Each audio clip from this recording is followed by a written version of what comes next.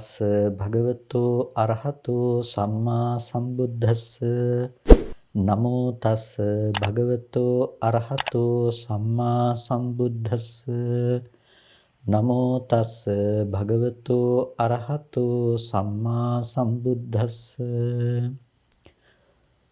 ශ්‍රද්ධා සම්පන්න කාරුණික පින්තුනි, හැම කෙනෙක්ම උතුම් සද්ධර්ම ශ්‍රවණය සඳහා සම්බන්ධ වන මොහොත ලෝතර සම්මා සම්බුදුරජාණන් වහන්සේ විසින් දේශනා කොට වදාළ ඒ උතුම් සද්ධර්මය සල්පයක් නමුත් ශ්‍රවණය කරනවා කියන්නේ බොහෝ කාලයක් එය හිතසුව පිණිස පවතින ඊටමත් වටිනා කුසල කර්මයක්.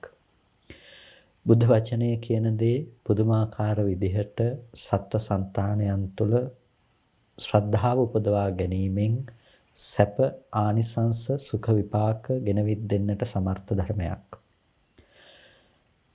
ඇතැම් වෙලාවකට ශබ්ද රසය පිළිබඳව උවත් ධර්මයේ තුල ප්‍රසාදය උපදවා ගැනීමෙන් එය බොහෝ කාලයක් ඔහුට හිතසුව පිණිස පවතිනවා. ඒ මේ ධර්මයේ තිබෙන ධර්ම ගුණය එමත් නැතිනම් මේ ධර්මයේ තිබෙන ආශ්චර්යජනක ස්වභාවය නිසාමයි.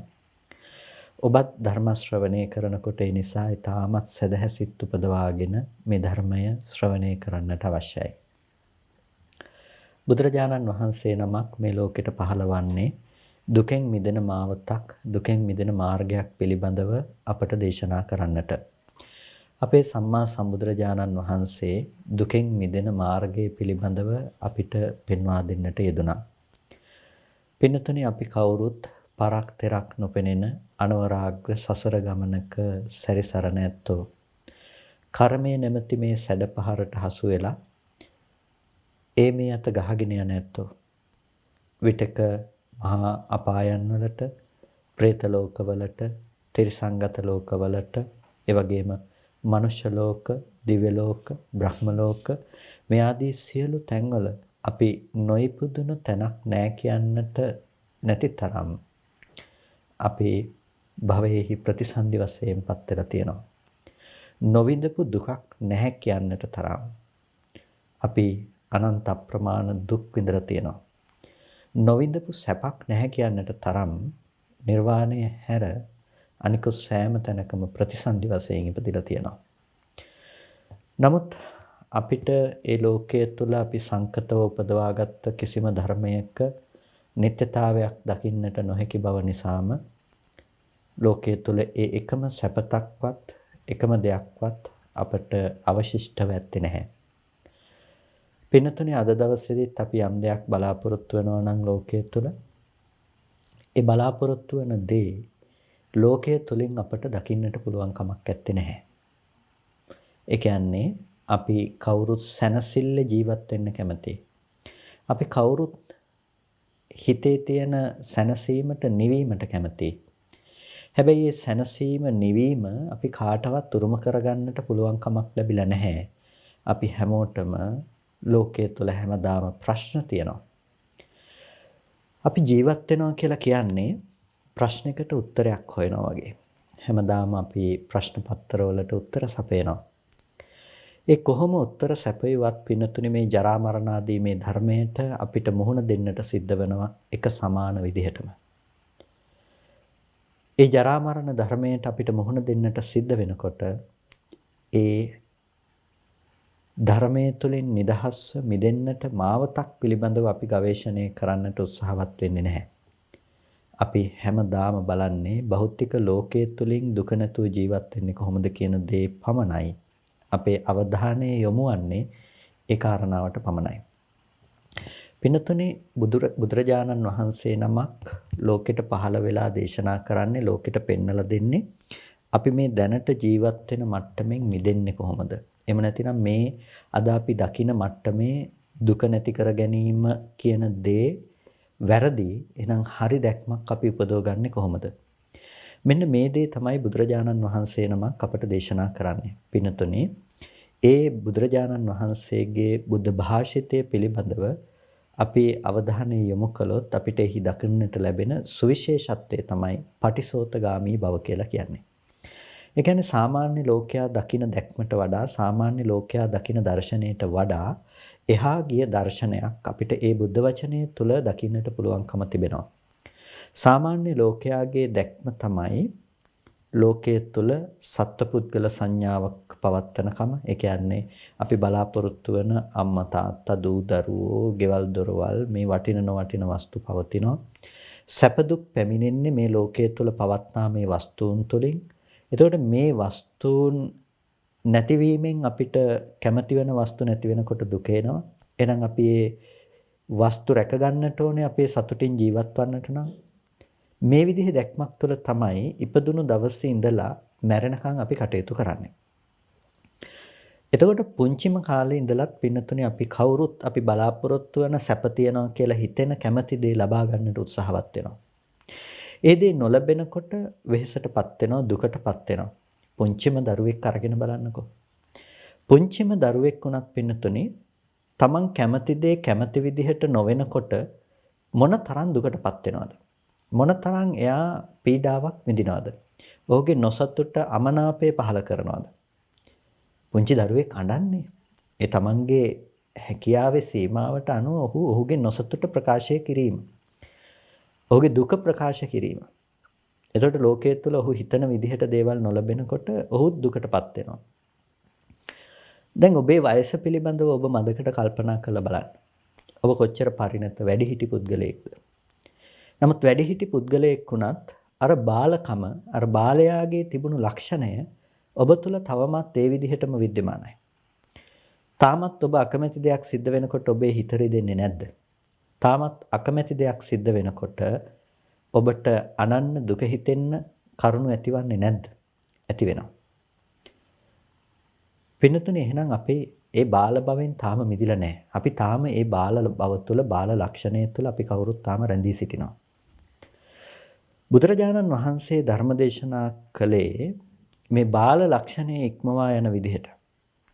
ලෝකයේ තුල ජීවත් වෙන හැමෝම මේ බාල ලක්ෂණයෙන් යුක්තයි. මොකද්ද? බාලයාගේ තියෙන ස්වභාවය. කියන්නේ පුංචි අතදරුවෙකුගේ තියෙන ස්වභාවය තමයි දුකේදී දුකටපත් වෙන එක, සැපේදී සැපයෙන් සතුටින් වාසය කරන එක. Taman කැමති සැපවත් භාවයේ නොලබී යනකොට අත්ගලෙහි අත්ග ගහඬන එක, වැළපෙන එක, දුකටපත් වෙන එක, ඒක සාමාන්‍ය ලෝකේ ස්වභාවය. පින්නතුනේ අපේ මානසික ස්වභාවයත් තාම එහෙමමයි. එහෙනම් ඒක තමයි බාල ලක්ෂණය. බුදුරජාණන් වහන්සේ ධර්ම දේශනා කළේ ඒ බාල ලක්ෂණය දුරු කරගන්නේ කොහොමද කියලා. ඉතින් අපිට සිද්ධ වෙනවා මේ බාල ලක්ෂණය දුරු කරගන්නට නම් මේ ධර්ම මාර්ගය තුළ මේ ප්‍රතිපදාව තුළ අපිට අවශ්‍ය ඒ ධර්මඥානය උපදෝගෙන අපේ ජීවිතය තුළ ඒ අවශ්‍ය කටයුතු සම්පාදනය කරගන්නට. පින්නතුනේ අපේ ජීවිතය තුළ අපි බලාපොරොත්තු වන ඒ සැනසීම අපිට නිර්වද්‍ය විදිහට ලබනවා නම් අපි කොහොමද ලබන්නට ඕනේ? අන්න ඒ පිළිබඳව තමයි අපි ධර්මයේ තුලින් විමසා බැලිය යුත්තේ. මොකද ලෝකයේ තුල අද දකින්නට තිබෙන කිසිම ක්‍රමයකින් කවුරුත් නැහැ සැනසීම උරුම කරගත්ත අය. හැමෝම අපේක්ෂා සහිතව බලාපොරොත්තු සහිතව මැරලා යනවා. තව නොකරගත්ත බොහෝ දේවල් තියෙනකොට ජීවත් වෙන්න කැමැත්ත තියෙනකොටම හැමෝම මැරලා යනවා. ඒ නිසා බුදුරජාණන් වහන්සේ පෙන්නපු මේ පටිසෝතගාමී දැක්ම පිළිබඳව අපි යම් අවධානයක් යොමු කිරීම ඉතාම වැදගත් වෙනවා. කොහොමද බුදුරජාණන් වහන්සේ ලෝකයේ පිළිබඳව දැක්කේ? පින්තුනි බුදුරජාණන් වහන්සේ ලෝකයේ පිළිබඳව දැක්කේ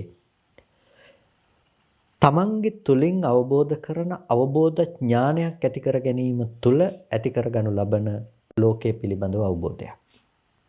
ඒ කියන්නේ මේ ලෝකයක්, ලෝක සමුදයත්, ලෝක නිරෝධයත්, ලෝක නිරෝධගාමිනී ප්‍රතිපදාවත් භාග්‍යතුන් වහන්සේ පනවනවා මේ බඹයක් තරම් වූ ශරීරය තුලින් පනවා වදාරමි කියලා.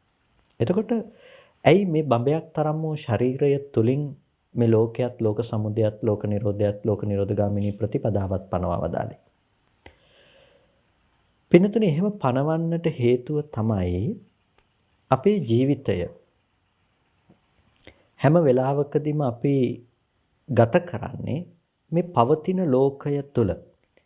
පවතින ලෝකය තුල කියන එකෙන් අදහස් කළේ ඇහෙන් රූප දකිනවා, කනෙන් ශබ්ද අහනවා, නාසයෙන් ගඳ සුවඳ විඳිනවා, දිවෙන් රස විඳිනවා, කයෙන් ස්පර්ශ විඳිනවා, මනසින් අරමුණු විදිහට මේ දේවල් දැනගන්නවා.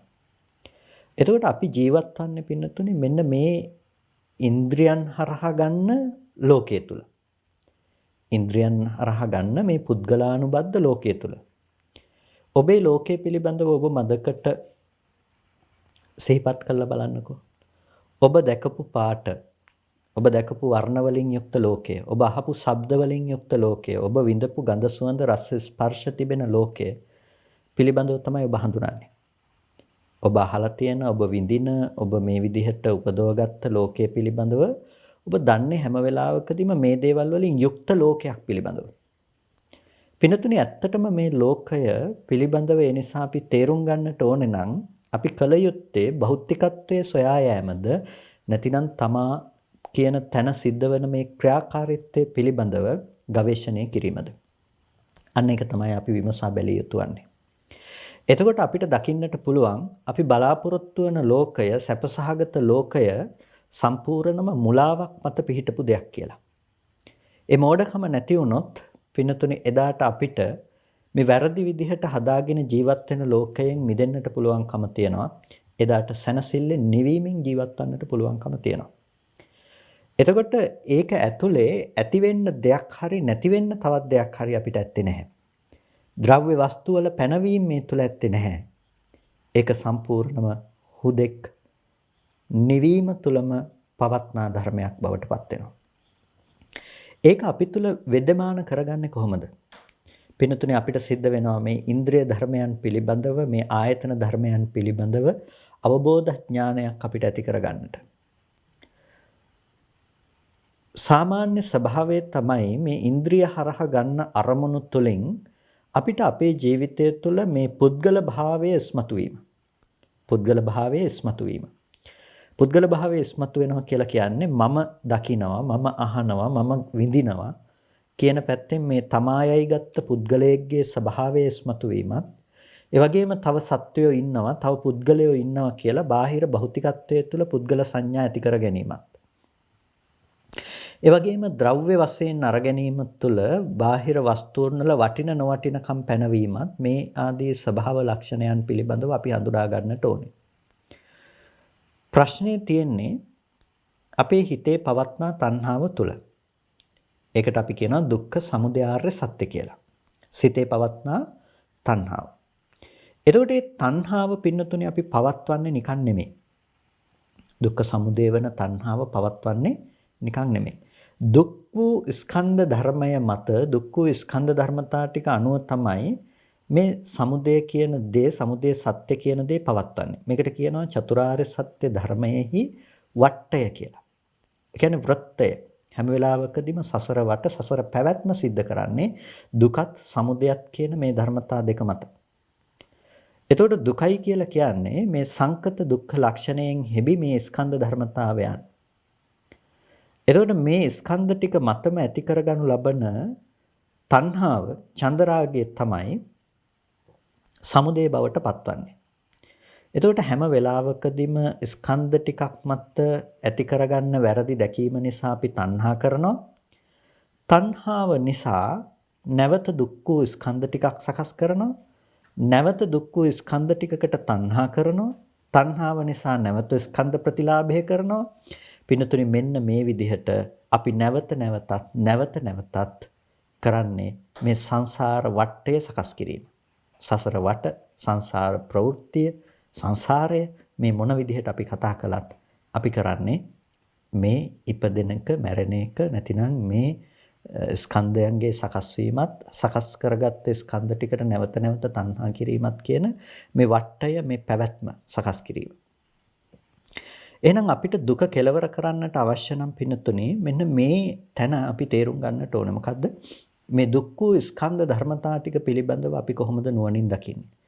දුක් වූ ස්කන්ධ ධර්මතා ටික පිළිබඳව අපි කොහොමද නුවණින් සම්මර්ෂණය කරන්නේ? පින්නතුනේ දුක් වූ ස්කන්ධ ටිකේ ස්වභාවය තමයි හැම මොහොතකම හේතු නිසා සකස් වී හේතු නැති වෙනකොට දුක් වූ ස්කන්ධයන්ගේ සිදුවන නිරෝධය. ඒක තමයි මේ ස්කන්ධ ධර්මතාවයන්ගේ සිද්ධවන සාමාන්‍ය ස්වභාවය. එතකොට එසේ අනිත්‍ය ලක්ෂණයන්ගෙන් යුක්ත වූ මේ රූපය පිළිබඳව, වේදනාව, සංඥාව, සංඛාරය, විඥානය කියන ස්කන්ධයන් පිළිබඳව අපි පවත්වන්නේ සත්පුද්ගල ආත්ම හැඟීමක්. සත්පුද්ගල ආත්ම හැඟීමක්. එතකොට මේ ස්කන්ධ ධර්මතා ටික දිහා ඔබ හොඳට සම්මර්ෂණය කරන්නට පුරුදු වෙන්න. දැන් ඔබට ඇහැට පේන්නේ වර්ණ රූපයක්. ඇහැට ඔබට ආත්ම උදයක් පේන්නේ නැහනේ. ඔබට ඇහැට දකින්න පුළුවන්කම තියෙන්නේ පැහැදිලිව වර්ණ රූපයක්. ඒ කියන්නේ බාහිර වස්තුවක් මතට පතිත වෙලා ඇසට නැවත පතිත වෙන පරාවර්තිත ආලෝකයක්නේ ඔබ දකින්නේ.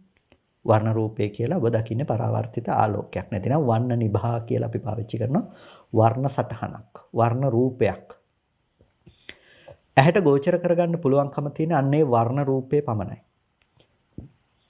කොයි වෙලාවකවත් ඒ වර්ණ රූපය ඔබේ ඇහැට ඇවිල්ලා කියන්නේ නැහැ මම මේ දරුවව පෙන්වන්න ආවා. එහෙම නැතිනම් මම මේ වටින වස්තුවක් මේ රත්තරන් ටිකක් පෙන්නුවා. මේ මිල මුදල් පෙන්නනවා, මැණික් පෙන්නනවා. මේ විදිහට මේ වර්ණ රූපය ඇවිල්ලා ඔබට යමක් කියන්නේ ප්‍රකාශ කරන්නේ නැහැ. වර්ණ රූපේ ස්වභාවය මොකද්ද? වර්ණ රූපේ තියෙන ස්වභාවය තමයි මේ පාට ටිකේ තියෙන ගතිය තමයි හැම වෙලාවකදීම පෙර නොතිබී ඇස් හමුවට පැමිණීමත් ඉතුරු නැතුව එතනින් පස්සේ ඒක නිරුද්ධ වීමක්. එක්වරක් ඇහැට පැමිණි වර්ණ රූපයක් නැවත වතාවක් පැමිණෙන්නේ නැහැ. එතකොට මේ හිත පැත්තෙන් ඒ වර්ණ රූපයක් ඇහැට පතිත වුණාට පස්සේ එතන හිත යෙදෙනකොට ඒ ස්පර්ශ ප්‍රත්‍යයෙන් හටගන්න වේදනාවක් එතන තියෙනවා. ඒ වේදනාවේ ස්වභාවය තමයි මේ විපාක වේදනාව උපේක්ෂා සහගතයි. ඇයි අර ඇහැට ආපු වර්ණ රූපේ පිළිබඳව විනිශ්චයක් එතන නැහැ. මේ දරුවද අම්මද තාත්තද මේක වටිනවද? එහෙම එකක් ඇත්තේ නැහැ. පින්නතුනේ මේ රූපය පේන මොහොතේදී කිසිම වටිනකමක් කිසිම දන්නකමක් මේ පුද්ගලයෙක්යි ගන්න සංඥාවක් එතන ඇත්තේ නැහැ. පේන්නේ ඔබට අනාත්ම වූ රූපයක් පමණයි. අනාත්මයි කියලා කියන්නේ සත්වයක් නොවන පුද්ගලයෙක් නොවන හුදු වර්ණ මාත්‍රයක් විතරයි ඔබේ ඇහැට පේන්නේ. එතකොට ඔබ විඳින්නේ මොකද්ද? විඳින්නේ ඔබේ ඇහැට ආපු වර්ණ රූපය. වෙන දෙයක් ඔබට විඳින්න පුළුවන් කමක් නැහැ. ඔබ විඳින්නේ ඇහැට ආපු වර්ණ සටහන පමණයි. එතකොට ඒ ආපු වර්ණ සටහන ඔබ ඇහෙන් විඳිනකොට ඒ ආපු වර්ණ රූපය ඔබ ඇහෙන් නැවත නැවත විඳිනකොට ඒ අනුව ගිය සංඥාවන් ඇති වෙනවා. ඒ සංඥාවන් ඔබට විතර්කණය කළ නැතිනම් ඔබට ඒ සංඥාවන් අනුව පවත්වන චේතනාව අනුව ඒක දැනගන්න පුළුවන්කම තියෙනවා. විතර්කණය කිව්වොත් ඇත්තට මේක විතර්කය ඒ සිතේ ඇති වෙන ධර්මයක් නෙමෙයි. චේතනාව තමයි චක්කු විඥාන සිතෙහි පවතින්නේ. ඒකෙන් සිද්ධ කරන්නේ අර වේදනා සංඥා ආදී ධර්මය අනුවම පවත්වන දෙයක් මිසක නැතිනම් අනිකුත් චෛතසික ධර්ම සංප්‍රයෝගයේ මිසක විතක්ක ਵਿਚාර පැවැත්වීම නෙමෙයි. ඒ කියන්නේ එන අරමුණ පිළිබඳව හිතන්නට පුළුවන් කමක් නැත්තේ නෑ. මේ අම්මද තාත්තද මොනවද කියලාවත් විතර්කණය කරන බවක් එතන නැත්තේ නෑ. වටින නොවටිනකම් විතර්කණය කරන බවක් රූපය ඔබ දකින මොහොතේදී ඇත්තේ නෑ. ඒ මොහොතේ තියෙන පින්නතුනි හුදු උපේක්ෂාවක් පමණයි. අර වේදනාව උපේක්ෂා සහගත වේදනාවක්. එතකොට ඔබට ඇත්තටම ඇහැට රූපය පේන තැනක ඔබ කවදාවත් කිසිම විදිහකින් ඔබ දැකලා නැහැ. ලස්සනයි හොඳයි කියලා සැපසහගත දේවල් දැකලා නැහැ. රූපේ පේන තැනක ඔබ නරක දේවල් දැකලා නැහැ. ඔබ ගැටෙන්න ඕනේ තරහ දේවල් ලෝකෙ තුල දැකලා නැහැ. ඔබ ඇහැට දැකලා තියෙන්නෙම පින්නතුනේ මොකද්ද? ඇහැට දැකලා තියෙන්නෙම උපේක්ෂා සහගත රූපේ පමණයි.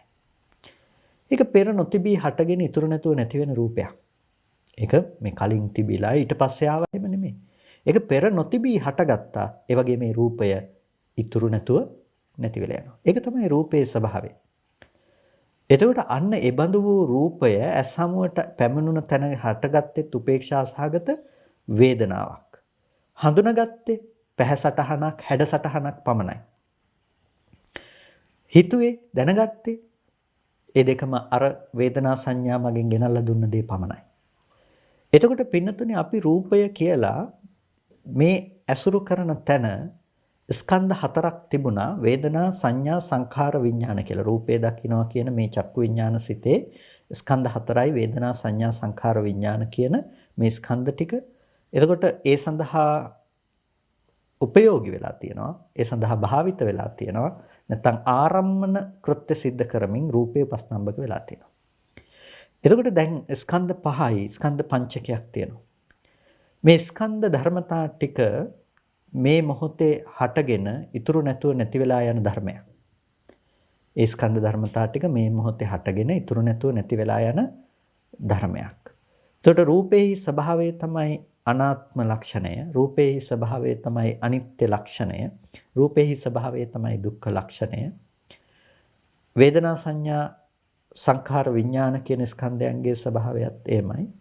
එතකොට රූපය පේනවා කියන මොහොතේ දර්ශන කෘත්‍ය සිද්ධ කරන තැනම ස්කන්ධ ටික හටගෙන ඉතුරු නැතුව නැති වෙලා ගියා. කැමැත්ත අකමැත්ත කියන බව ගෙනාවේ නෑ. දැන් කනට සද්දය ඇහෙන තැන ඔබ අරගෙන බැලුවොත් ඒත් ඔබට ඇති වෙන්නේ උපේක්ෂා සහගත වේදනාවක්මයි. එතකොට ඇහෙන ලෝකයේ දිහා ඔබ බැලුවොත් එහෙම පින්නතුනේ ඔබට තියෙන්නේ හටගෙන ඉතුරු නැතුව නැති වෙන ශබ්ද මාත්‍ර පමණයි. ගඳ සුවඳ රස ඒ විදිහම තමයි.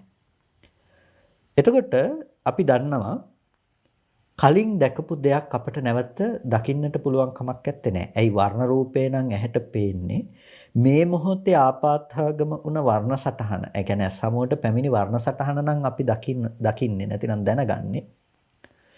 ඒ වර්ණ සටහන කලින් ආපු එක නෙමෙයි. ඒක මේ මොහොතේ සකස් වූ ඇහැට මේ මොහොතේ පතිත වූ වර්ණ රූපේ. ඒක මීට කලින් තිබිලා ඉන එකක් නෙමෙයි. මේ පතිත වෙන වර්ණ රූපය අනාගතයට ඉතුරු වෙන එකකුත් නෙමෙයි. ඒක හටගෙන ඉතුරු නැතුව නැති වෙන එකක්. කනට එන ශබ්ද රූපයේ ස්වභාවයත් එහෙමයි. පෙර නොතිබී හටගන්න එකක් ඉතුරු නැතුව නැති වෙලා යන එකක්. එතකොට මෙන්න මේ ධර්මයන්ගේ ස්වභාවය පෙර නොතිබී හටගෙන ඉතුරු නැතුව නැතිවීමක් වන කල අපි කොහොමද පින්නතුනේ එදා ඉඳලා තිබුණ දේවල් ඇසුරු කරන්නේ? දැන් අපි ලෝකය කියලා ඇසුරු කරන්නේ මේ අපි දන්න කාලේ ඉඳලා මේ ලෝකේ තියනවා කියලා හිතන දේවල්නේ. එතකොට ඔබට හිතෙන්න පුළුවන් එහෙනම් මේ කියන්නේ ලෝකේ නෑ කියලාද? එහෙනම් මේ තියෙන්නේ මොකද්ද? මේ ගැටෙන්නේ, මේ ස්පර්ශ වෙන්නේ, මේ අපිට විඳින්න පුළුවන්කම තියෙන්නේ. එහෙනම් මේ මොකද්ද? ඔබට හිතෙන්න පුළුවන් මේ පවතින දේ මොකද්ද කියලා. මේක නෑ කියලාද මේ කියන්නේ කියලා. පින්නතුනේ මේ කියන්නේ මේක නෑ කියලා නෙමෙයි. එහෙනම් මේ තියනවා කියලාද කියන්නේ? නෑ තියනවා කියන එකක් නෙමෙයි. එහෙනම් ඇත්තෙත් නෑ නැත්තෙත් නෑ කියලාද? නෑ ඒ ගැන කතාවක් නෙමෙයි. මේක වැරදි තැනින් ග්‍රහණය කරගන්න එපා. මේ කියන්නේ මේක හටගත්තේ කොහොමද? මේක නැති වුණේ කොහොමද? හටගත්තේ කොහොමද? නැති වුණේ කොහොමද? හටගත්තේ හැම වෙලාවකදීම මෙන්න මේ විදිහටයි. ඇහැට රූපයක් එනවා, ඒ රූපය ඉතුරු නැතුව නැති වෙනවා. කනට ශබ්දයක් එනවා, ඒ ශබ්දය ඉතුරු නැතුව නැති වෙනවා. මෙබඳු වූ හුදු මේ ධර්මතාවයන්ගේ පැවැත්මක් පමණයි.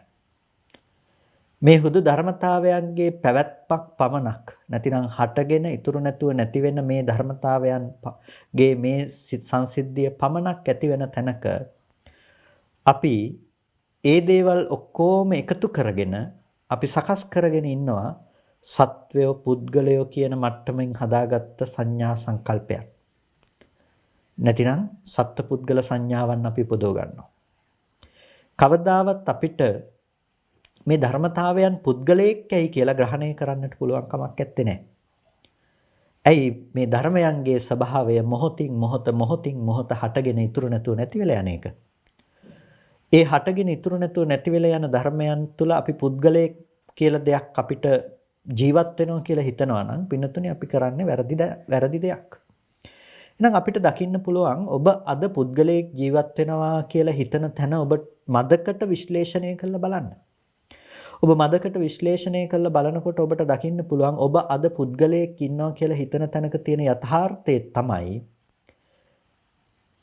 ඔබට ඇහැට ඇස් හමුවට පැමිණි වර්ණ රූපයක් ඉතුරු නැතුව නැති වෙන තැනක මේ ධර්මයන්ගේ රූපේහි Nirodhe නොදන්නාකම නිසා ඔබ ඒ රූපය පුද්ගලයෙක්යි ගත්ත වරදවාගත්ත සංඥාවක් ඇසුරු කරනවා.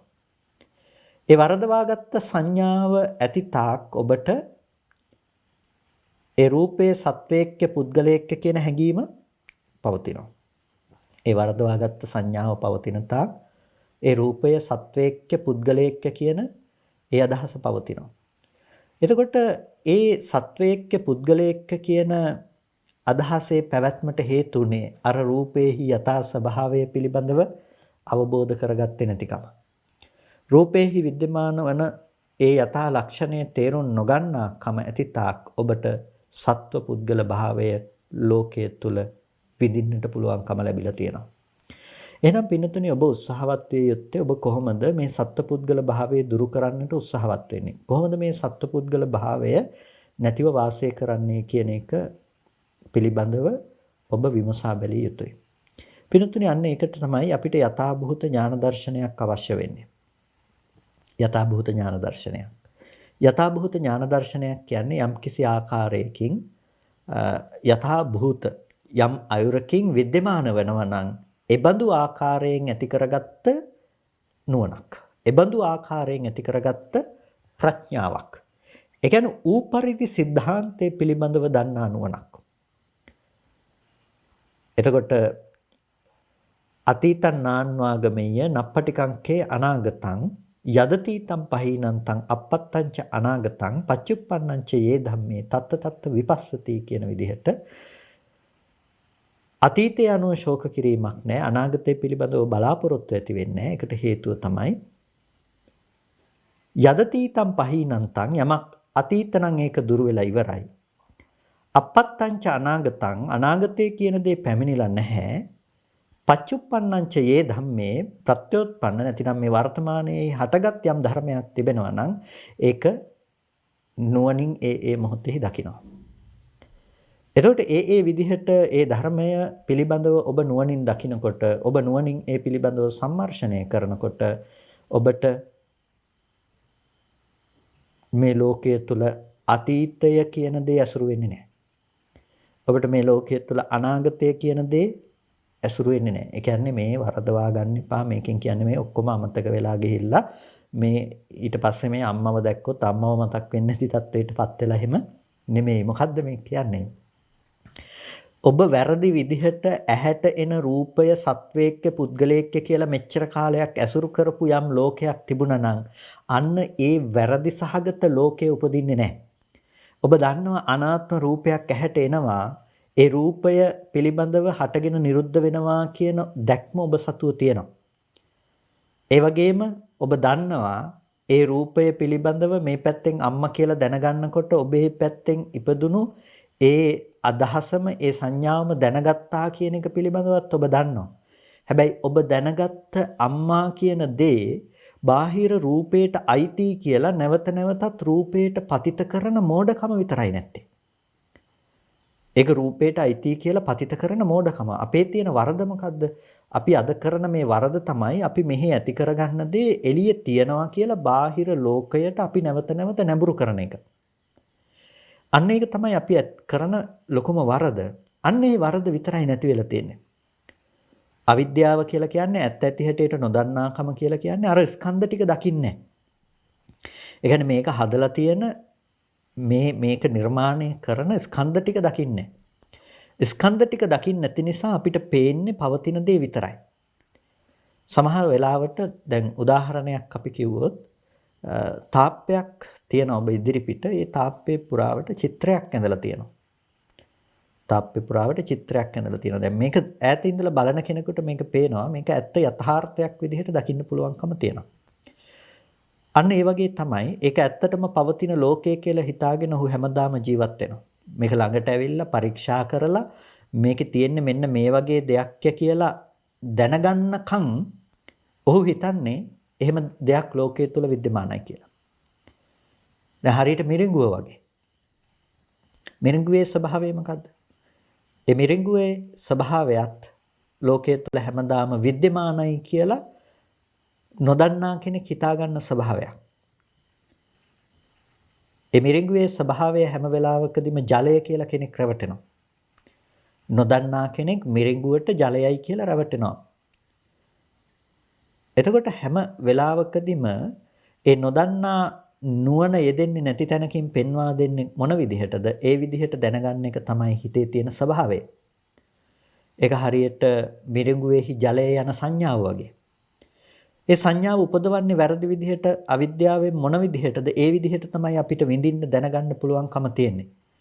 එතකොට ඇත්තටම එතන පැවැත්තුණු උණුසුම් වායු ධාරාව මෙන්න මේ ක්‍රියාවලිය පිළිබඳව අපි දන්නේ නැහැ. යම් වෙලාවක දැක්කොත් දැනගත්තොත් එදාට මිරිඟුවේ රැවටෙන්නේ නැහැ. එතකොට එයාට නැත්තේ මොකද්ද? එයාට කවදාවත් වතුර හම්බෙන්නේ නැහැ. මිරිඟුව තියෙන තැනක වතුර හම්බෙන්නේ නැහැ. අන්න ඒ වගේ තමයි පින්නතුනේ එයාට කවදාවත් ලෝකෙ තුල ස්කන්ධ ටිකකට අම්මා කියන කම එයාට ඇත්තේ නැහැ. ස්කන්ධ ටිකකට අම්මා කියන එක ඇත්තේ නැහැ. දැන් මිරිඟුවේ වතුර කියන එකට එයා රැවටෙන්නේ නැහැ කියන එකෙන් කියන්නේ නැහැනේ වතුර වගේ පේනවා කියන එක එයා දැනගන්නේ නැහැ කියලා කියන්නේ නැහැනේ.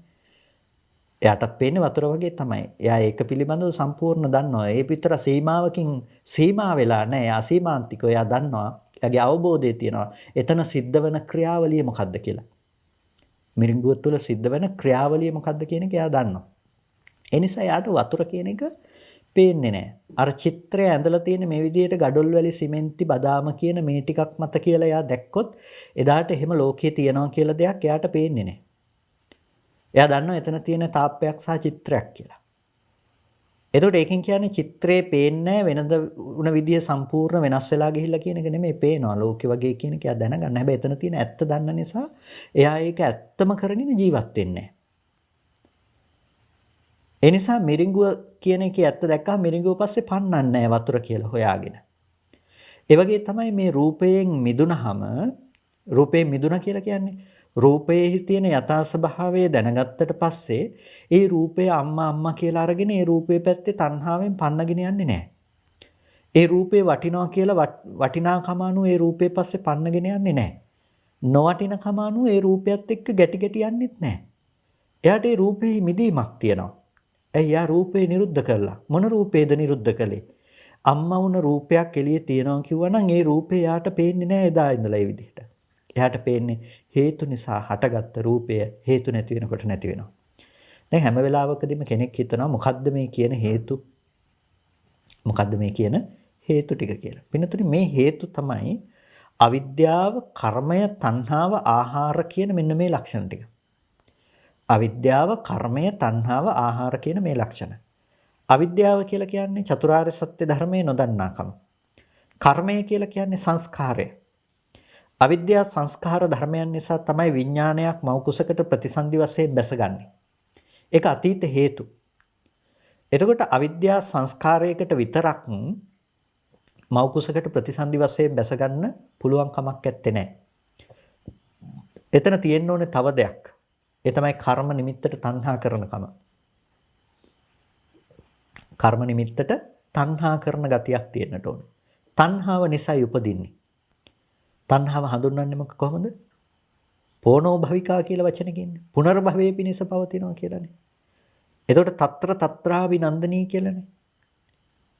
එතකොට යායන් තණ්හා පෝනෝ භවිකා නන්දි රාග සහගතා తත්‍ර తත්‍රාభిනන්දනී. එතකොට ඒක නන්දි රාග සහගත ස්වභාවයේ తත්‍ර తත්‍රාభిනන්දනී කියලා කියන ඒ තැන අභිනන්දනය කරනවා. කොච්චර දුක්ඛිත තැනක ජීවත් වුණත් ඔහු කැමති ඒ ස්කන්ධ ටිකේ පැවැත්මට. අපායේ සතර අපායේ මහා නරකයක උත්පත්තිය ලැබලා පිච්චි පිච්චි අනන්ත දුක් විඳත් ඔහු එතන තියෙන ස්කන්ධ ටිකට තණ්හා කරනවා. ඒ තණ්හා කරන්නේ ඔහු මැරෙන්න කැමති නැහැ. මැරෙන්න කැමති නැහැ. එතන තණ්හාව කියන දේ ඔහු පවත්වනවා. ස්කන්ධ ටිකකට යෙදෙන තණ්හාව යෙදෙනවා. තිරසංගත සතෙක් බලන්න අනන්ත දුක් විඳත් ඔහු කැමතිනේ ජීවත් වෙන්න. මනුස්ස ලෝකේ කොච්චර දුක් විඳත් ඔහු කැමතිනේ ජීවත් වෙන්න. එතකොට අපිට පේනවා පින්නතුනේ හැම මොහොතකදීම තණ්හාව කියන දේ තමයි සාමාන්‍ය මේ තව තැනකට ප්‍රතිසන්දි වශයෙන් යනකොට මේ සම්බන්ධය ඇති කරන්නේ. ඒකයි තෘෂ්ණාව කියන දේ වඩුවෙක් කියලා කිව්වේ. මේ ගේ හදන වඩුව තමයි තණ්හාව කියලා කියන්නේ. ගේ හදන වඩුව තමයි තණ්හාව කියලා කියන්නේ. තණ්හාව මේ වඩුවට ගේ හදන්න බෑ ප්ලෑන් එකක් නැතුව. සැලැස්මක් නැතුව. ඒ සැලැස්ම තමයි අර සංස්කාරය නැතිනම් කර්ම නිමිත්ත. එතකොට ඒ කර්ම නිමිත්තට අනුව තමයි ඒ ගේ සකස් කරන්නේ. කර්ම නිමිත්ත මොන විදිහටද? තිරිසංගත ලෝකෙට නම් තිරිසංගත ලෝකෙට, සතර අපායට නම් සතර අපායට. මනුස්ස ලෝකේ දුක්ඛිත තැනකට නම් එතනට, දිව්‍ය ලෝකෙට නම් දිව්‍ය ලෝකෙට. මනුස්ස ලෝකේ හොඳ තැනකට නම් හොඳ තැනකට. කර්මයේ යම් විදිහකටද කර්මයට අනුව තමයි ප්‍රතිසන්දිය. නිසා අතීත හේතු පැත්තෙන් අපිට හේතු වෙනවා තුනක් ධර්ම තුනක් මොනවාද? අවිද්‍යාව, කර්මය, තණ්හාව. මෙන්න මේ අවිද්‍යාව, තණ්හා, කර්ම කියන මෙන්න මේ ධර්ම තුන අතීත හේතු විදිහට හැම වෙලාවකදීම උපස්තම්භක වෙනවා. නැතිනම් හේතු වෙනවා. වර්තමානයේ තුල මේ නාම රූපය අසුරු කරගෙන විඥාණය සිද්ධ කරන මේ පැවැත්මට. විඥාණය සිද්ධ කරන මේ පැවැත්මට. එතකොට ප්‍රතිසන්දි මොහොතේ ප්‍රතිසන්දි ක්ෂණයේ ප්‍රතිසන්දිය ගන්න මොහොතේ යම්කිසි විදිහකින් ඒ කර්මානුරූපීව මේ නාම රූපේ උපදින්නට හේතු වුණා නම් පින්නතුනි ඉපදිලා මැරෙනකම්ම මේ විඥාණය ඒ නාම රූපය ඇසුරු කරගෙන ඊට පස්සේ පවතින්නේ. ඒ ආයු සම්තතිය තීරණය කරන්නේ ඒ සියල්ලම මේ අතීත හේතු ටිකේ තියෙන ස්වභාවය නිසා. එතකොට වර්තමානයේ තුල නැවත නැවත ඔබට ඇහැ හදනකම උපදිනවා නම් උපදින්න හේතුව බවට පත් වෙලා තියෙන්නේ මොකද්ද? මේ විඥානයේ නාම රූපය ඇසුරු කරගෙන පවතින නිසා විඥානයේ නාම රූපය ඇසුරු කරගෙන පවතින්නේ ඇයි? අවිද්‍යා, කර්ම, තණ්හා කියන ටිකේ. එනිසා ඔබට මේ කර්මක්ෂය වුණොත් ඔබේ මරණය සිද්ධ වෙනවා. ජීවත් වෙන්න තියෙන කර්මය ක්ෂය වෙලා නම් ඔබට ආයු සංතතිය ප්‍රතිසන්දි ගන්න මොහොතේදී තීරණය කළා නම් මෙන්න මෙතනිනුයි මේක ඉවර වෙන්නේ කියලා එතනින් අනිවාර්යෙන් මරණයට පත්වන්නට සිද්ධ වෙනවා. ඒක කර්මයේ මත තීරණය වෙන දෙයක්. කර්මය විතරක් නෙමෙයි මරණයට තියෙන එකම හේතුව. නමුත් කර්මයත් එක හේතුවක්. කම්මක්ඛය කියලා කියන්නේ ඒකට. එතකොට මෙන්න මේ අතීත හේතු ටික වගේම වර්තමාන හේතුවක් තියෙනවා. ඒ තමයි ආහාර ප්‍රත්‍ය. වර්තමානයේ ආහාර ප්‍රත්‍ය තමයි යෙදෙන්නේ. එතකොට අර ජනක ප්‍රත්‍යක් විදිහට නැතිනම් මේක උපදවන්නට හේතු වෙනවා මොනවද? අවිද්‍යා, කර්ම, තණ්හා කියන එක වර්තමානයේ උපස්තම්භක වෙනවා හැම වෙලාවකදීම ආහාරය කියන දේ. විඥාණයට මෞකුසකට ප්‍රතිසන්දි වශයෙන් බැසගත්තත් එහි වැඩිමක් පේන්නේ නැහැ. මේ නාම රූපය කියන ධර්මයන්ගේ පැවැත්ම නැත්තම්. එහෙම නැත්තම් දැන් රූපය කියන දේ ඕජා ගතිය නැත්තම් ඕජාමය සාරය නැත්තම් ඒට ආහාර කෘත්‍ය එතන සිද්ධ වෙන්නේ නැත්තම් ඒක බීජ කල්ලේ වැඩිමක් පේන්නේ නැහැ. මෞකුසක ඒ බීජ කලලේ වැඩිමක් ඇත්තේ නැහැ. ඒක ස්ත්‍රියක් විදිහටද පුරුෂයෙක් විදිහටද ඒ කියන වැඩිම පේන්නේ නැහැ. ඒ වැඩිම පේන්නේ නැත්තේ පිනතුණේක වැඩිම පේන්නේ නැත්තේ එතන ඒබඳු සිද්ධියක් සිද්ධවන්නේ නැති නිසා. ආහාරයේ පැවැත්ම සිද්ධවන්නේ නැති නිසා. එතකොට අපිට පේනවා ආහාරයේ පැවැත්ම කියන්නේ මවගෙන් ඒ ලැබෙන ඕජාමය සාරය ලැබුණොත් තමයි එතනදී ඒ රූපේ පවතින්නට පුළුවන්කම තියෙන්නේ. එතකොට වර්තමානයේ ආහාර ප්‍රත්‍ය උපස්තම්භකයි. එතකොට දැන් වර්තමාන මොහොතේදී ඔබ කනබොන ආහාරයක් තියෙනවා නම් ඒ කනබොන ආහාරය නිසා තමයි මේ රූපේ සකස් වීම සිද්ධ වෙන්නේ. ඉතින් ආහාරය නැති වුණත් මේක නැති වෙලා යනවා. ඒක තමයි ස්වභාවය. එතකොට මේ අවිද්‍යාව ඒ වගේම කර්ම, තණ්හා කියන මේ ලක්ෂණ ටික නිසා ඒ වගේම වර්තමාන ආහාරය කියන මෙන්න මේ හේතු ටික නිසායි මේ ඇහැ උපදින්නේ, මේ රූපය උපදින්නේ. එතකොට ඇහැ උපදිනවා කියලා කිව්වේ මේ ඇහැ සකස් කරන්නේ ප්‍රසාදේ නැවත නැවත උපද්දන්නේ මේ හේතු ටික නිසා. එතකොට රූපය උපදිනවා කියලා කියන්නේ දැන් එළියේ තියෙන රූපේ මොන අවිද්‍යාවකටද උපදින්නේ? අපි දන්නවනේ මේ රූපය උපදින්න මෙහි යෙදෙන අවිද්‍යාව හේතු වෙන්නේ නැහැ කියන්න. දැන් ඔබ ඉදිරි පිටින් තියෙන ගහක් ගලක් උපදින්න මොකක්ද හේතුන? අවිද්‍යාව. කර්මය මොකද්ද? තණ්හාව මොකද්ද? ආහාරය මොකද්ද? පින්නතුනි මෙන්න මේ හේතු ටික තමයි ඔබේ ඇහැ පැත්තේ යෙදිලා ඇහැ පවතින විදිහට චක්කු ප්‍රසාදයේ උපදවපු විදිහට තමයි ඔබට රූපය දකින්නට සිද්ධ වෙන්නේ. මේ දේවල් පිළිබඳව ඔබ ඇස යම් විදිහකටද උපැද්දුවේ ඒ උපද්දපු විදිහට තමයි භෞතික පවත්නා රූපය ඔබට ගෝචර කරගන්න පුළුවන්කම තියෙන්නේ. ඔක ඊටාමත් සියුම් විදිහට සකස් කරලා උපවත් බව වැඩි නම් ඔබට අර රූපය පිළිබඳව ගෝචර වන ප්‍රමාණය ඊටාම වැඩි. ඔක ඔබට වර්ණ පේන්නේ නැති විදිහට සාමාන්‍ය පෙනීමක් නම් ඔබට සකස් කරලා තියෙන්නේ ඔබට වර්ණ පේන්නේ නැහැ. එතකොට උපවත් බව අඩුව නම් ඔබේ ඒ රූපයේ ප්‍රසාද රූප උපදවන්නේ ඔබට ඒක පේන්නේ අඩුවෙන්.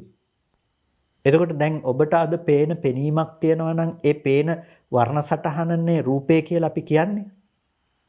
එතකොට අන්න ඒ රූපය උපදවන්නේ මේ ප්‍රසාදයේහි ස්වභාවයත් උපයෝග කර. ඒ නිසා තමයි ඇහැ උපදවන්න තියෙන හේතු ටිකම රූපය උපදවන්නට තියෙන හේතුවයි කියලා කියන්නේ. ඇහැ උපදවන්නට හේතුන රූප ටිකම රූපය උපදවන්නටත් හේතුයි. නිසා ඇහැ උපදුවේ අවිද්‍යා, කර්ම, තණ්හා, ආහාර නිසා නම් රූපය උපදවන්නේ අවිද්‍යා, කර්ම, තණ්හා, ආහාර නිසා. මොකද මේවා හැම වෙලාවකදීම සමානයි. ඇස යම් විදිහකටද හදාගත්තේ ඒ විදිහේ රූප විතරයි ඔබට දකින්න පුළුවන්කම තියෙන. ඔබට බෑ ওই විදිහට වෙනත් රූප දකින්න පුළුවන් කමක් නැත්තේ නෑ. ඔබට පේන්නේ නෑනේ චතුර්මානික රූප හරි. එහෙම නැතිනම් ඔබට එතනින් එහාට ගිහිල්ලා මේ ආකාශයේ තියෙන සියුම් රූප හෝ ඔබට දැන් දැర్శණය වෙන්නේ නෑ. ඇයි ඔබ ඒ බඳු මට්ටමේ රූපයක් තමයි ඔබ මේ ප්‍රසාද රූපයක් තමයි උපදවන්නේ. උපදවපු විදිහට තමයි පේන්නේ.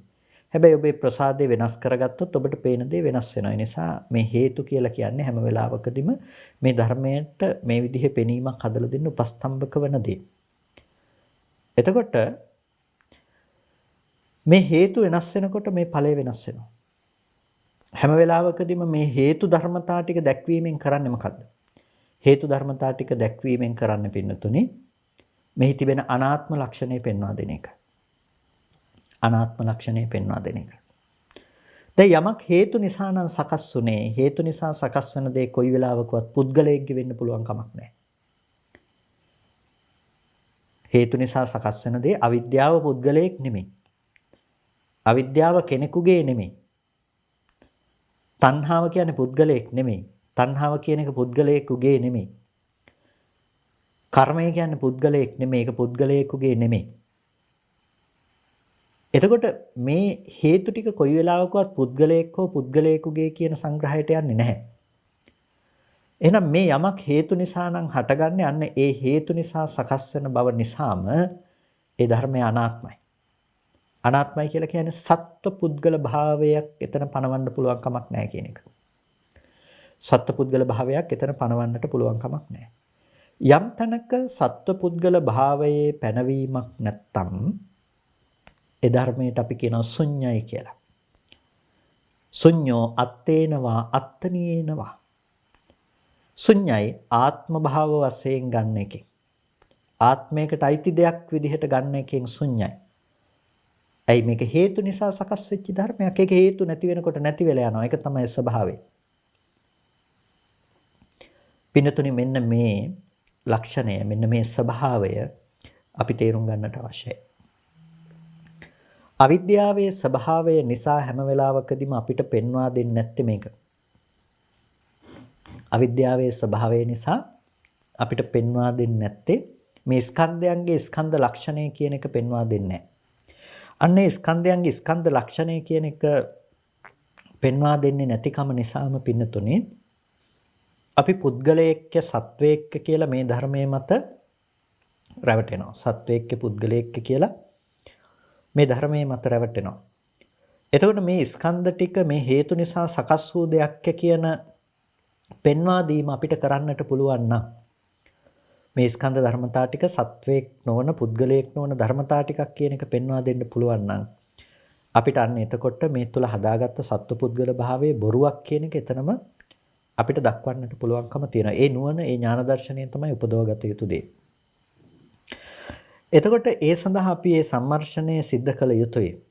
ඒ කියන්නේ මේ ස්කන්ධයන් පිළිබඳව තේරුම් ගන්නකම හරියට අර මිරිඟුව කියන තැන සිද්ධ වෙන ධර්මතාවය පිළිබඳව අපි දැනගන්නවා කියන එක. ඒ ධර්මතාවය පිළිබඳව අපි දැනගන්නකොට එතන ආත්ම සංකල්පනාවක් ආත්ම සංඥාවක් මොනම විදිහකටවත් උපදින්න ඉඩ කඩක් ඇත්තේ නැහැ. ඒ ආත්ම සංකල්පනාවක් ආත්ම සංඥාවක් උපදින්නට ඉඩ කඩක් නැති වෙනකොට පින්නතුනි ඒකම තමයි රූපයෙන් මිදීමට හේතු වෙන්නේ. රූපයෙන් මිදෙන්නට හේතු වෙන්නේ. ඒ අනිත්‍යතාවයේ දැකීමම තමයි රූපයෙන් මිදෙන්නට හේතුවක් බවට පත්වන්නේ. එතකොට යම් කිසි විදිහකින් එයා හිතාගෙන හිටියනම් මේ රූපය තුළ ආත්ම සංඥාවක් ආත්ම සංකල්පනාවක් ඒ ආත්ම සංකල්පනාව බිඳ වැටෙනවා රූපේහි අනිත්‍යතාවයේ දැකීම තුළ රූපේහි තියෙන අනාත්ම ලක්ෂණය ප්‍රත්‍යක්ෂ කිරීම තුළ. එතකොට එයාට නිත්‍ය සංකල්පනාවක් තිබුණා නම් මේ හේතු ටික පෙන්වා දෙනකොට එයාට මේ නිත්‍ය සංකල්පනාව දුරු වෙනවා. එයා දන්නවා මේක මේ හේතු නිසා සකස් වුණා නම් හේතු නැති වෙනකොට මේ ධර්මය නැති වෙන්නට ඕනේ. එතකොට මේක පුද්ගලයෙක් විය නොහැකි කියන ඒ අවබෝධ ඥානය ඔහුට ඇති කරගන්නට පුළුවන්කම තියෙනවා. ඒ නිසා අපි අද දවසේදී ලෝකය කියලා විඳින සෑම තැනකම තියෙන යථාර්ථය මේක තමයි. ඔබ නිකන් මොහොතකට ඇස් පියාගෙන කල්පනා කරන්නකෝ ඔබ දන්න ලෝකය ගැන. ඔබ දන්න ලෝකයේ තුල ඔබට එක වර්ගීකරණයක් ලැබෙයි. එක ස්වභාවයක් ඔබට තේරුම් ගන්න පුළුවන් වෙයි. ඒ තමයි රූප කියන එක. රූප කියන එක. මොනවාද? ඇහැට පෙනුනනම් වර්ණ රූප මාත්‍රයක් විතරයි. සතර මහා ධාතු ඇසුරු කරගත්ත වර්ණ රූපයක් විතරයි. ඒක ඉස්සෙල්ලා ප්‍රකට කරගන්න. වර්ණ රූපය කියන එක ඉස්සෙල්ලා ප්‍රකට කරගන්න. ඒ වගේම කනට ඇහුණා නම් ශබ්ද රූපය කියන එක ප්‍රකට කරගන්න. ඔබට කරන්නට දෙයක් හැටියට කතා කරනවා නම් මේ කියන කාරණාව ඔබට සිතින් ස්පර්ශ කරන්නට අවශ්‍ය නම් ඉස්සෙල්ලම කළ යුතු දේ තමයි ඔබට අද හම්බෙන නානත්ව ලෝකයෙන් ගැලවෙන්නට ඕනේ. එනිසා ඉස්සෙල්ලම ඔබ කළ යුතු දේ තමයි ඔබට මේ ලෝකයේ තුල හම්බෙන මේ නානත්ව සංඥාවෙන් ගැලවී යෑම සඳහා ඔබ විසින් උපදවා ගත යුතු දෙයක් තියෙනවා. ඒ තමයි රූපය කියන දේ පිළිබඳව ඉස්සෙල්ලා අවබෝධ කරගන්න. රූපය කියන දේ. රූපය කියන දේ පිළිබඳව අවබෝධ කරගන්නකොට ඔබට පේනවා සතර මහා ධාතු සහ උපාදාය රූපයයි කියන රූපේ ස්වභාවය. එක ලක්ෂණයක එක විදිහකට රූපය කියන දේ ඔබට ගෝචර වෙන්නේ. ග්‍රහණය කරගන්න පුළුවන්කම තියෙන්නේ. ඒක ඇතුලේ රූපස්කන්ධය කියන එක දකිනකොට රූපය අම්මා නෙමෙයි, රූපය තාත්තා නෙමෙයි, රූපය දුව පුතා නෙමෙයි, රූපය රත්තරන් මිල මුදල් නෙමෙයි, රූපය ගෙවල් දොරවල් දන්න හඳුනන අය මිනිස්සු සත්තු ගෙවල් ගස් මේවා නෙමෙයි. රූපය කියන එක මොකද්ද? ඇහැට පැමිණුණු වර්ණ රූපයක්. ඔබ ඒක ගෝචර කරගන්න. ඊට පස්සේ ඔබට පුළුවන් වර්ණ රූපයේ තියෙන හට ගැනීම සහ වැයවීම කියන දේ ක්‍රමක්‍රමයෙන් නුවණින් දකින්න පුළුවන්. රූපයේ තියෙන හට ගැනීම සහ වැයවීම කියන දේ ඊට පස්සේ ක්‍රමානුකූලව ඔබට ඉගෙන ගන්න පුළුවන්කම තියෙනවා. එතකොට රූපය හටගන්නේ මෙන්න මේ විදිහටයි, රූපය වැය වෙන්නේ මෙන්න මේ විදිහටයි කියන එක පිළිබඳව ඔබ තේරුම් ගන්නකොට එතකොට ඒ තමයි රූපය පිරිසිදු දැකීම කියලා කියන්නේ. එතකොට ඒක දකින්නකොටම ඔබට දකින්න පුළුවන්කම තියෙනවා එහෙනම් නාම ධර්මතා ටිකෙන් වෙන්නේ මොකද්ද කියන එක. නිවැරදිව ඒක පිරිසිදු දකින්න තරමටම නාම ධර්මතා ටිකත් ඔබට දකින්න පුළුවන්කම ලැබෙනවා. ඊට පස්සේ වේදනාව පිළිබඳව අපි අරගෙන බැලුවොත් වේදනාව ගැනත් ඒ විදිහ ඉස්සෙල්ලා වේදනාව කියන දේ හඳුනා ගන්නට ඕනේ. සංඥාව, සංඛාර, විඥාන ඒත් එහෙම විදිහමයි. එතකොට ලෝකයේහි ඔබ රූපේ කියන දේ හඳුනා ගන්නකොට රූපේ පිළිබඳව ඔබට මානසිකාරයේ පවත්වන්න පුළුවන් වෙනකොට ඊටමත් බලවත් විපස්සනාවක්, ඊටමත් බලවත් මට්ටමක්. ඇයි? සත්පුද්ගල ආත්ම සංඥාවන් විදිහට ඔබට පැවතිච්ච ඒ ධර්මයන් පිළිබඳව ඔබට දැන් පේන්නේ නැහැ. ඔබට පේන්නේ ඇස් හමුවට පැවෙනෙන වර්ණ රූපයක් විතරයි. ඊට පස්සේ ඔබ ඒක අනිත්‍ය වශයෙන් දකින්න, ඒක හටගෙන ඉතුරු නැතුව නැති වෙන ස්වභාවය අනුව ඔබට දැන් මානසිකාරයේ පවත්වන්න පුළුවන්. අද ඔබ අනිත්‍ය වශයෙන් බලන්න ගියොත් ඔබට හම්බෙන්නේ නානත්වගත රූප. අම්මා තාත්තා ගෙවල් දොරවල් මේ විදිහට නානත්වගත රූප, නානත්ව සංඥාවන්. එතකොට මේක හරියට මහ මුහුදේ හිනවා වගේ කරන්න බැරි දෙයක්. එනිසා මේ ඔක්කොම එක තැනකට ගොනු කරගන්නේ තමයි ඔබ දකින්න ඉස්සෙල්ලා පුරුදු කරන්න පෙන්වා දෙන්නේ යථාර්ථයක් විදිහට රූපේ. ඉති රූපං බුදුරජාණන් වහන්සේ දේශනා කළේ එහෙමයි. කෙනෙක් මානසිකාරයේ පැවැත්විය යුතු නම් මේ දර්ශනයට අනුව ඔහු බැලිය යුත්තේ කොහොමද? ඉති රූපං. මෙන්න මේකයි රූපය. ඉති රූපස්ස සමුදයෝ මේ විදිහටයි රූපය හටගත්තේ. ඉති රූපස් අත්ංගමෝ මෙන්න මේකයි රූපේ තියෙන අස්තංගමේ. එතකොට ඉති රූපං කියනකොට මෙන්න මෙයයි රූපය කියලා ඔබ රූපේ පිළිබඳව තේරුම් ගන්නට ඕනේ. රූපය කියලා කියන්නේ සත්ව පුද්ගල ආත්ම භාව වශයෙන් ශුන්‍ය වූ ධර්මයක්. ඒ රූපය පෙර නොතිබී හටගෙන ඉතුරු නැතුව නැති වෙලා යන ධර්මයක්. එතකොට මේ කියන්නේ වස්තු මොනවත් ලෝකෙ තුල නැහැ කියලා නෙමෙයි. මේක කියන්නේ හැම වෙලාවකදීම රූපේ පේනවා නම් පේන්නේ මේ විදියට හේතු නිසා හටගන්න ස්වභාවයකින්. ඒ රූපේ හේතු නැති වෙනකොට නැති වෙනවා. මේ කියන්නේ ලෝකේ තියනවද ලෝකය නැද්ද ඇත්තෙත් නැහැ නැත්තෙත් නැද්ද කියලා මේ ලෝකය මත පිහිටා කරන කතාවක් නෙමෙයි. ලෝකයේ මත පිහිටලා කරන කතාවක් නෙමෙයි. මේක ලෝකයේ පිළිබඳව භෞතික වස්තු පිළිබඳව කරන විවරණයක් නෙමෙයි. මේක පින්නතුනි ලෝකය කියන දේ අපිට හම්බෙන්නේ කොහොමද කියන ධර්මයේ පිළිබඳව අපි කරන විවරණයක්. එතකොට අපිට හම්බෙන්නේ මේ හේතු නිසා සකස් වන මේ ධර්මය හේතු නැති වෙනකොට නැති වෙනවා කියන දේ. එතකොට අපිට නැති වෙන්නේ මොකද්ද? අපිට නැති වෙන්නේ ලෝකය. ඇයි ලෝකේ නැති වෙනවා කියලා කියන්නේ? මෙච්චර කල් අපි හිතාගෙන හිටියනම් මේ දැකපු ලෝකේ තියනවා කියලා. ඒ තියනවා කියන බවෙන් මිදිලා. කෙනෙක් හිතාගෙන හිටියනම් මේ ලෝකේ නෑ ඇත්තටම කියලා. ඒ නැති බවෙනුත් ඔහු මිදිලා. ඇත්තෙත් නෑ නැත්තෙත් නෑ කියනනම් ඒ බඳු දෙයක්වත් යුතු නෙවෙයි කියලා එයා ඒකිනුත් මිදිලා. එයා දන්නවා මේ හේතු නිසා හටගෙන හේතු නැති වෙනකොට නැති වෙන මේ ධර්මතාවය පිළිබඳව. එතකොට මේ කාරණාව පිළිබඳව අවබෝධ කර ගැනීමෙන් මේ කාරණාව පිළිබඳව ඔහු ප්‍රඥාව නුවණ හැසිරවීමෙන් ඔහුට පුළුවන්කම තියනවා ශුන්‍යතාවයේ උපදවාගෙන වාසය කරන්නට. ශුන්‍යතාවයේ උපදවගෙන වාසය කරන්නට. එතකොට අපි මෙන්න මේ ශුන්‍යතාවයේ උපදවගෙන වාසය කරනවා කියන තැනට අපේ මනසපත් කරගන්නට තමයි ඔබට ඉස්සෙල්ලාම කිව්වේ ඉති රූපං කියන එක දකින්න කියලා. මේ තමයි රූපය කියන්නේ කියන එක දකින්න. එතකොට ඉති රූපං කියන එක පිළිබඳව ඔබ හඳුනාගත්තාම ඉති රූපස්ස සමුදයෝ මේ තමයි රූපේ තියෙන හට ගැනීම කියලා ඔබට ඊට පස්සේ පෙන්වලා දෙන්න පුළුවන්කම තියෙනවා රූපේ හට ගන්න තියෙන හේතු ටික. හැබැයි මේ අම්මා උපදින්න තියෙන තාත්තා උපදින්න තියෙන දරුවා උපදින්න තියෙන හොඳ නරක වස්තු උපදින්න තියෙන හේතු නෙමෙයි රූපය කියන ධර්මයේ උපදින්න තියෙන හේතු. අපි සම්මර්ෂණය කළ යුත්තේ යන්නේ පිළිබඳව. අපි සම්මර්ෂණය කළ යුත්තේ නුවණ පැවැත්විය යුත්තේ පිළිබඳව. එතකොට අපි රූපේ පිළිබඳව තේරුම් ගැනීමේදී අපිට හැම වෙලාවකදීම බුදුරජාණන් වහන්සේ පැහැදිලි කරලා තියෙන දේ තමයි ඔන්න ඔය අනිත්‍යානුදර්ශනීය උපදව ගන්න. රූපය අනිත්‍යයි. රූපය අනිත්‍යයි. රූපය අනිත්‍යයි කියන එක අපි තේරුම් ගන්නට ඕනේ. මේ අපි අද රූපය කියන දේ තුල උපදවගෙන තියෙන අවිද්‍යමාන ධර්ම නෙමෙයි. අවිද්‍යමාන ධර්ම කියලා කියන්නේ දැන් අම්මා තාත්තා පුද්ගලයෝ ආදී වශයෙන් අපි උපදව ගන්න දේවල් වලට කියන අවිද්‍යමානයි. ඒවා විමසලා බලන්න ගියොත් එහෙම විද්‍යමාන වෙන්නේ නැහැ. ඔබට තේරෙන හැටියට මානසිකාරය කරලා බැලුවොත් මේ දෙතිස් කුණප කොටාසේම අරගෙන එක එක කොටසක් අරගෙන බැලුවොත් මේ කොයි කොටසද අම්මා කියලා ඔබට ඒකකවත් අම්මා දකින්න බෑ. දරුවා දකින්න බෑ. වටිනකමක් දකින්න බෑ. එතකොට මේ ලෝකයේ යථාර්ථය තමයි ඒ ස්වභාවය. එතකොට මේ අවිද්‍යමාන දේවල් තුල තමයි අපි සංකල්පමය ලෝකයේ තුල තමයි ජීවත් වෙන්නේ. හරියට හීන පාට කරගෙන ජීවත් වෙනවා වගේ. ඒක අවිද්‍යමානයි. එහෙම දෙයක් නැහැ. එහෙම දෙයක් වෙන්නේ නැහැ.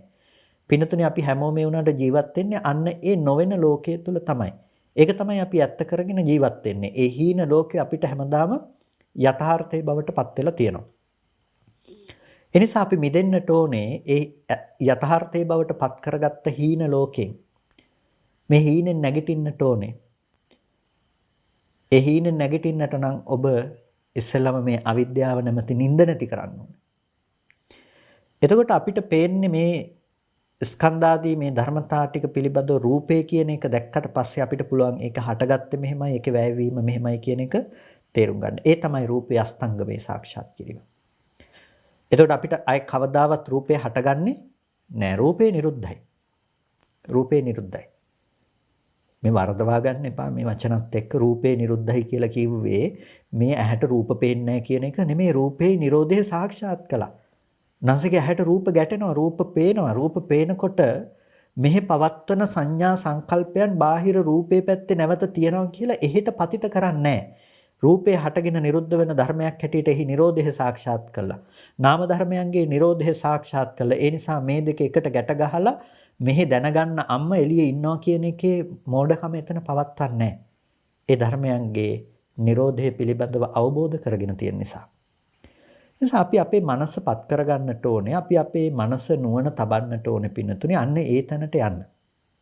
ඒ තැන තමයි අපි ගෝචර කරගත යුත්තේ. ඒ තැන තමයි අපි වැඩි යුත්තේ. එහෙනම් ඔබට අද කරන්න දෙයක් ගැන කතා කරනවා නම් ඔබ පළමුව කළ යුත්තේ ඉති රූපං. මෙන්න මේකයි රූපය කියන තැන ඉස්සෙල්ලා ඔබේ මනසට පිහිටවන්න. දැන් ඉති රූපං කියන එක කොහොමද ඔබ මානසිකාරය කරන්නේ? මේ රූපය හඳුනාගන්නේ කොහොමද? ඉස්සෙල්ලාම ඔබට මේ පේන ජීවී ස්වභාවය පිළිබඳව ඔබ හිතන්නකෝ. ඒකනේ අද ලොකුම මට්ටමින් පවතින්නේ. මේ සත්වයක් ඉන්නවා කියලා හිතන දේ. එතකොට ඔබ මේ තමන්ගේ ඇඟේ තියෙන මේ තමන් කරගත්ත මේ රූපයේ ජීවී බව මොකද්ද? කෙස් ටික ගැලවිලා ගියොත්, ලොම් ටික, හැම මේ කොටස් ටික බෙදලා බැලුවොත් මේ එකකවත් ජීවී බව තියෙනවද කියලා බලන්නකෝ. සියුම් වූ නාම ධර්මතා පිළිබඳව අපිට පස්සේ විමර්ශනය කරන්න පුළුවන්. ඉස්සෙල්ලා අපි රූපය පිළිබඳව නිවැරදිව බැලුවොත් අපිට පේනවා මේ එකකවත් සත්ත්ව පුද්ගල සංඥාව පවත්වන්න පුළුවන් තැනක් නැහැ කියලා. ඔබ බලන්නකෝ මේ කෙස් ටිකේ බාහිර රූපයක කෙස් ටිකේ මේක තියනවාද සත්වයක් කියලා කියන්න පුළුවන්කම? මේ දරුවා මේ තව කෙනෙක් කියලා කියන්න පුළුවන්කම? මේ කෙස් ගහක් කපලා කෙස් ගහ පැත්තකට තිබ්බහම අපි කියන්නේ නැහැනේ දරුවා ඉන්නවා කියලා. මේ එක කොටසක්වත් දරුවා නෙමෙයිනේ, අම්මා තාත්තා නෙමෙයිනේ, සත්වයක් පුද්ගලයෙක් නෙමෙයිනේ. ඒක අනාත්ම ධර්මයක්. මේ රූපය ආහාර ප්‍රත්‍යයෙන් ඉපදුණු දෙයක්. ආහාරය නිසා සකස් වෙච්ච මේකේ ආත්ම කැලි හැදිලා නෑ. මේක අනාත්ම ධර්මයක්. අන්න ඒ අනාත්මතාවයට ඉස්සෙල්ලාම හිත තියන්න. එහෙනම් ඔබ අද භාවනාවක් විදිහට ඔබේ මානසිකාරයේ පවත්වනවා නම් ඔබ හොඳට ඉස්සෙල්ලාම මේ සත්පුද්ගල ආත්ම සංඥාව දුරු කරන විදිහට මානසිකාරයේ පවත්වන්න පුරුදු වෙන එක තමයි පළවෙනි අදියර. මේ ප්‍රායෝගිකව ඔබට දියුණු කළ යුතු වැඩි යුතු දෙයක් ගැන කතා කරනවා නම් ඔබ දියුණු කළ යුත්තේ වැඩි යුත්තේ මෙතන ඉඳලා. ඔබ ඉස්සෙල්ලාම මේ රූපේහි තිබෙන මේ ස්වභාවය අනාත්ම ලක්ෂණය ප්‍රකට කරගන්න. අනාත්ම ලක්ෂණය ඔබ ප්‍රකට කරගන්නකොට ඔබට පෙනෙයි මේ දෙතිස් කුණප කොටාසේ මේ එකක්වත් සත්වයක් නෙමෙයි පුද්ගලයෙක් නෙමෙයි කියන එක ඔබට දකින්න පුළුවන්කම ලැබේ. සත්ව පුද්ගල භව වශයෙන් පණවන්න දෙයක් නැහැ කියන එක. එහෙනම් එතනින් එහාට ගියපු වෙන දේවල් නැහැනේ ඔක ඇතුලේ. මේ කුණප කොටස් ටික පමණයි. වෙන දේවල් නැහැ. එතකොට මේ කුණප කොටස් ටික සත්වයක් පුද්ගලයෙක් නෙමෙයි. මේක තමයි ඔබ පළවෙනියටම දැක්ක යුතු දේ. ඊට පස්සේ දෙවැනි අධීර විදිහට ඔබ දකින්නකො මේ රූපේහි අතින් ඇල්ලුවොත් ස්පර්ශ වෙන ස්වභාවයෙන් තියෙන මේ පටවි ධාතු අධිමත්ත කොටස් ටික. ගලන වැగిරෙන ස්වභාවයෙන් තියෙන ආපෝ ධාතු අධිමත්ත කොටස් ටික. ඒ වගේම මේ අතපය විසිරවන්නට ආශ්වාස ප්‍රශ්වාසයට මේ ආදී සියලු දේවල් වලට මේ අංග චලන ආදීට කුසෙහි පවත්නාදී ලෙස පවත්නා මේ වායෝ ධාතු පිළිබඳව ඔබ බලන්නකො. ඊට පස්සේ උණුසුම් ගතිය ආදී තේජෝ ධාතුවට හිත තියන්න. එතකොට ඒට අනුරූප වුණ කොටස් පිළිබඳව ඔබ හිතලා බලන්න. එතකොට ඔබට පෙනෙයි මේ රූපේ හිතෙන මේ දෙතිස් කුණප කොටාසේ පිළිබඳ මානසිකාරයේ පවත්වනකොට ඔබට දකින්න පුළුවන් මේ පඨවි ධාතුවට අයිති කොටස් ටික ආපෝ ධාතුවට තේජෝ ධාතුවට වායෝ ධාතුවට අයිති කොටස් ටිකයි කියලා ඔබට දකින්න පුළුවන්කම තියෙනවා. එතකොට මේ ධාතු ස්වභාවයට ඔබට හිත තියන්න පුළුවන්. හිත පවත්වන්න පුළුවන් මේ සතර ධාතුවේ පැවැත්මක් තියෙන. සතර ධාතුව ඇතුලේ ඔබට සත්වයක් පුද්ගලයෙක් කියලා දෙයක් දකින්න පුළුවන්කම නැහැ. ඊට පස්සේ මේ ආධ්‍යාත්මික පටවි ධාතුවක් තියෙනවා නම් මේ කෙස්වල තද ගතිය තියෙනවා නම් බාහිර රූපයක තද ගතිය තියෙනවා නම් මේ තද ගතියම තමයි. ඒ තද ගතිය අතර දෙකක් ඇත්තේ නැහැ. මේකේ ආත්ම තද ගතියක් වෙලා එළියේ තියෙන තද ගතිය අනාත්ම තද ගතියක් කියලා එකක් ඇත්තේ නැහැ. තද ගතියමයි. ආපෝ තේජෝ වායෝ ධාතු වල ස්වභාවය ඒ අනාත්ම ලක්ෂණයමයි. ඒ බාහිරත් ආධ්‍යාත්මිකවත්. එතකොට යාච මේ අධ්‍යාත්මිකාච පටවි ධාතු බාහිරාච පටවි ධාතු රේවේස. යම් ආධ්‍යාත්මික සහ බාහිර පටවි ධාතුවක් තියෙනවා නම් මේ පටවි ධාතුව සමානයි. මෙන්න මේ දැක්ම දකින්න. මේ දැක්ම දකිනකොට ඔබට සත්වයේක්ක පුද්ගලයෙක්ක කියලා එතන තියෙන වැරදි දැකීම ඊළඟට දුරු කරගන්න පුළුවන්. ධාතුව දකිනවා වගේම ඊට පස්සේ ඔබ හිත තියන්න පුරුදු වෙන්නේ ස්කන්ධ ධර්මයන් විදියට. එතකොට ඔබට දකින්න පුළුවන් මේකයි රූපය කියන්නේ කියලා අර අපි කතා කරපු තැනට ක්‍රමානුකූලව හිත තියාගන්න පුළුවන්. අපිට ඇහැට පේන්නේ මොනවද? මේ සතර මහා ධාතුව ඇසුරු කරගත්ත වර්ණ රූපේ. එතකොට අර කෙස්ලොම් ආදී නානත්වයක් අයින් වෙලා අපිට පේනවා එකම වර්ණ සටහන. එතකොට මේ වර්ණ සටහන කියන දේ හට ගන්න බව නිරෝධය ඊට පස්සේ අපිට බලන්න පුළුවන්. මෙන්න මේ විදිහට අනුපූර්ව විදිහට ඔබේ මනස අද මේ ඉන්න තැන ඉඳලා පටන් ගන්න. එතකොට ඔබට පුළුවන් බොහොම වේගෙන් මේ ආත්ම සංඥාවන් ගෙවාගෙන ඉක්මනට ඉදිරියට යන්න පුළුවන්කම තියෙනවා. ඉතින් කල්පනා කරගන්න අද දවසේදීත් මේ උතුම් ධර්ම ශ්‍රවණය ඔබ සිද්ධ කරගත්තා. මේ වෙලාවේදී අපි මේ දේශනාව අවසන් කරනවා. ඉතින් ඔබ මානසිකාරයේ පැවැත්විය යුතු විදිය ගැනයි අපි අවසාන වශයෙන් සඳහන් කළේ. ඊට අනුරූපව ඔබ මේ ධර්මය අවබෝධ කරගන්නට අප්‍රමාදී උත්සාහවත් වන්නට කියලා බොහොම කල්යාණ මිත්‍ර භාවයෙන් සිහිපත් කරනවා. ඉතින් අද දවසේදී සද්ධර්ම ශ්‍රවණය කළ යෝනිසෝ මනසිකාරයේ පවත්තලා සිද්ධ කරපු මේ සියලු කුසලයන් අපි අනුමෝදන් කළ යුතු අයට අනුමෝදන් කරනවා. පළමුවෙන් අපට අර්ථයෙන් ධර්මයෙන් අනුශාසනා කරන අපේ ධර්මාචාර්ය අවසරයි මා කඩවල සුදස්සන ස්වාමීන් වහන්සේට, අවසරයි මා කඩවල නන්දරත්න ස්වාමීන් වහන්සේට, ස්වාමීන් වහන්සේට දෙනමතම උතුම් නිවනින් සැනසීම පිණිස මේ කුසලයේ හේතු පාරමිතාවක් වේවා කියලා අපි ප්‍රාර්ථනා කරනවා. ඒ වගේම මේ සියලු කුසලයන් අපි සියලු දෙවියන්ට අනුමෝදන් කරමු. සියලු සම්මියදෘෂ්ටික දේවගණ සමූහයත් මේ ස්ථාන අධිග්‍රහිෂ්ඨකාරක ආදී සියලු දෙවියන් මේ පින් සතුටින් සාදුනාදෙන් අනුමෝදන් වනු ලබත්වා. දෙවියන්ට මේ පින් උතුම් නිවනින් සැනසීම පිණිසම හේතු පාරමිතාවක්ම වේවා කියලා සාදු කියලා දෙවියන්ටත් පින් දෙන්න. පින්වත් ඔබ සියලු දෙනාටත් මේ උතුම් කුසලය නිදුක් නිරෝගී සුවපත් බව චිරජීවනයේ පිණිසම හේතුපනිශ්‍රේ වේවා. ධාර්මික සංකල්පනාවන් දිනු කරගෙන අමා මහ නිවනින් සැනසෙන්නටම මේ කුසලය හේතුපනිශ්‍රේම වේවා කියලා සාදු කියලා පින් අනුමෝදන් වන්න. සියලු දෙනාටම තෙරුවන් සරණයි.